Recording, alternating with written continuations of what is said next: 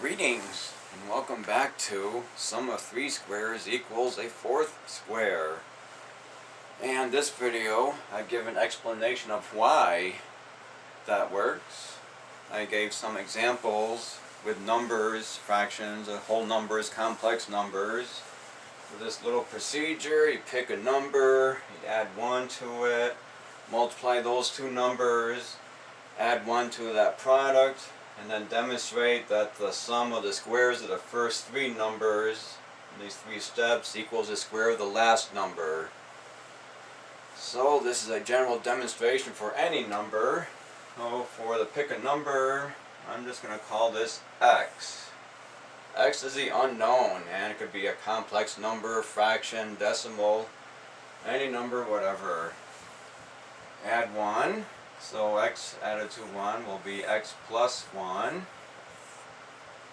Multiply those two, x times the quantity x plus 1. Well, the x times an x is x squared. And finally, x times 1, well, number multiplied by 1 is itself, which is x in this case. X squared plus x is a product. Step 4, add 1 to the product. Well, I'm going to call this x squared plus x plus 1. And now I am going to demonstrate that the sums of the squares of these 3 equals the square of this fourth expression here. So we need to square each of these to construct our sum. Well, the square of x is x squared, x times x. X plus 1, if you square that, you will get x squared plus 2x plus 1, if we were to do the actual arithmetic.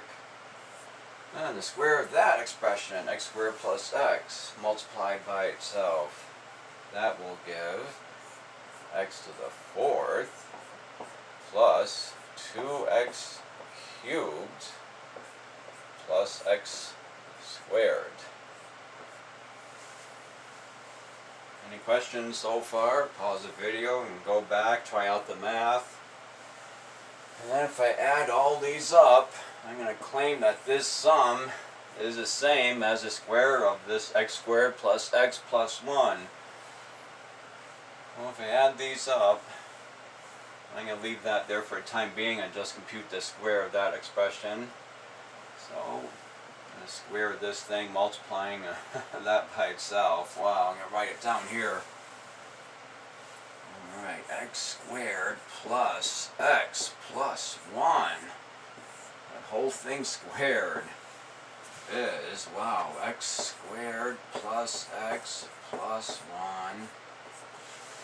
And then plus x cubed plus x squared plus x. I'll write a few more terms. X to the fourth power plus x cubed plus x squared. Well, I'm going to circle this first expression, which was the sum of the squares of these 3 expressions earlier. And here's the square of that fourth expression. Well, these two should equal an a squared plus b squared plus c squared, which is this long expression, this long sum, should equal this sum down here. Well, let's see if we can cancel any quantities. Well, I'm going to start with the highest degree, the highest powered variable, x to the fourth. Those can cancel. Got an x to the fourth down here, and an x to the fourth up here. About the x cubes, we have x cubed here and x cubed there. That is 2x cubes altogether, and there's a 2x cubed up here. We can rub this out and cancel these x cubes. They're all dropping out. How about our x squared terms? 1, 2, 3x squared terms. So their sum is 3x squared. And, down here, x squared, and x squared. Cancel all these out. Getting expressions cleaned up. Getting rid of these higher power x's here. That's fun. x squared, gone. Ooh, x terms. We have a 2x up here, and we have an x plus an x down here. Ooh, x plus x is 2x, so they can drop out.